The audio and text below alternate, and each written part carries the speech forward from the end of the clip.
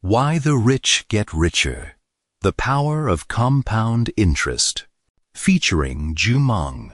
Have you ever looked around and wondered why some people seem to pull so far ahead over time, almost effortlessly, while everyone else works harder and harder just to stay in the same place? We're told from day one, work hard, get a degree, climb the ladder, save your pennies. And we do. We grind.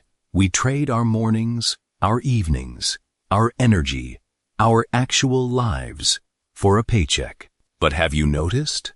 No matter how hard you work, your income has a ceiling. There are only 24 hours in a day, yet somewhere out there, systems are running, assets are appreciating, money is multiplying. And it happens whether the person who owns them is working, sleeping, or just sitting by the window watching the rain. How is that possible? For the longest time, I thought the answer was simply making more money. If things are tight, get a raise. If you want more things, hustle for a second job. We look at wealth as a marathon where you just have to run faster than everyone else. The trap is that most people spend their entire lives trading time for currency. We treat money as the destination. We look for the next big trade, the viral crypto flip, or the shortcut that will magically solve everything overnight. That Wall Street energy, that frantic rushing. It's exhausting. And honestly, it's a game most people can never win. Because if your income relies entirely on your physical presence and active labor, the moment you stop moving, everything stops. You are locked in place. The real problem isn't that you aren't working hard enough. It's that you're building a ladder against the wrong wall. Then one day, it hit me. The wealthy weren't necessarily working harder than everyone else. They simply owned things that kept working after they stopped. While most people were collecting paychecks, they were collecting assets, and those assets kept showing up to work every single day. That was the moment everything clicked. The wealthy weren't escaping the laws of time.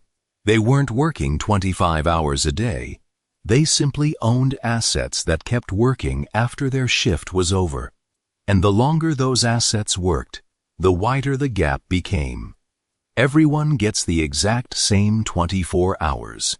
You cannot buy more time. The breakthrough isn't having more hours in a day.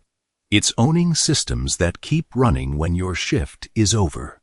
For the first time, wealth stopped looking like a reward for working harder and started looking like a reward for owning productive assets. The people getting ahead weren't necessarily running faster. They simply built systems that kept moving long after they stopped. And once I understood that, I could never look at money the same way again. Because the goal was never just to earn more. The goal was to own things that could earn more for me. That realization changed everything. Once you see that, everything changes. You start asking a different question. What if the secret isn't making more money? What if the secret is changing how money behaves? Think about how regular employment works. You show up, you work, you get paid. Simple. An hour of work for an hour of pay. But what if money could work differently? What if money could keep working long after you're done for the day? Every single dollar you invest isn't just sitting there. It's an employee. Imagine hiring one employee today.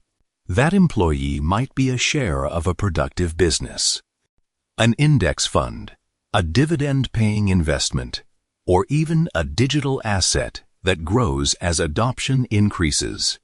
Different assets, same principle. Put them to work and let time do the heavy lifting. Tomorrow, that employee shows up with another employee. A few years later, they show up with 10. then 20, then 50. Eventually, you walk into a room filled with workers you've never met. Workers you didn't personally train. Workers you didn't personally hire. Yet every single one of them is generating value on your behalf. That's the moment most people never reach. Not because the system doesn't work, but because they quit too early. They abandon the process before their asset employees have a chance to build their own workforce. And that's exactly what compound interest is. It's not magic, it's not luck, and it's definitely not some secret available only to the wealthy. It's simply your assets generating returns, and those returns generating more returns until the growth starts feeding itself. I used to think investing was something reserved for people in expensive suits, people who already had money, people who seemed to start 10 steps ahead of everyone else. And honestly, I didn't see myself in that world at all. I'm not a fund manager. I'm not a billionaire investor. I'm just a regular guy who enjoys games, technology, learning new skills, and building assets that can buy back my freedom. For a long time, I thought earning more money was the answer. But eventually, I realized something much more important. The people who achieve financial freedom aren't always the people earning the highest income. Very often, they're the people who consistently accumulate productive assets. That's it. They consistently give their asset employees time to grow. They stay patient while everyone else is looking for shortcuts. They stay invested while everyone else is looking for excitement. And over time, those assets begin doing more work than they ever could alone. That's when I stopped seeing investing as something rich people do, and started seeing it as a tool that ordinary people can use to slowly buy back their future. You don't need thousands of dollars to begin. You don't need insider knowledge. You don't need a crystal ball. You need consistency. You need patience. And above all, you need time. The people who become wealthy aren't necessarily the smartest or the highest paid. Very often, they are simply the ones who stayed in the game long enough to let the math do its quiet, unstoppable work.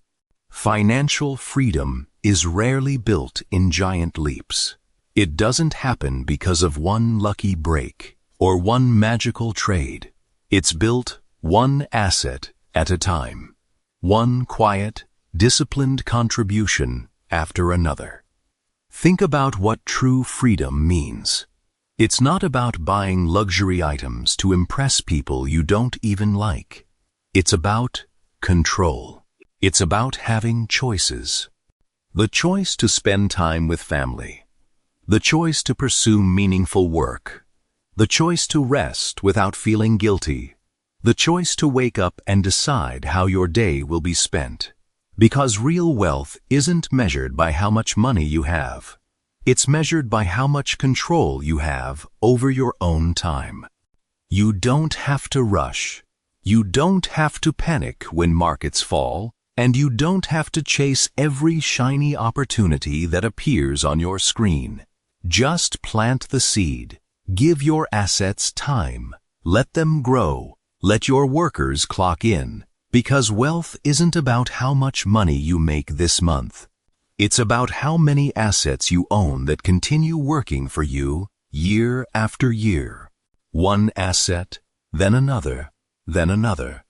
Not because you're trying to get rich overnight, but because you're buying pieces of your future back, minute by minute, day by day, year by year. Because freedom isn't built in a single day. It's built one asset at a time. Most people spend their lives trying to buy more things. I'm trying to buy back my time, and every productive asset I build gets me a little closer. That's what build assets, buy freedom really means. One asset, One contribution, one step closer to freedom. Not overnight, not through luck, not through chasing the next shiny thing, but through patience, consistency, and time. Build assets. Buy freedom. See you in the next one.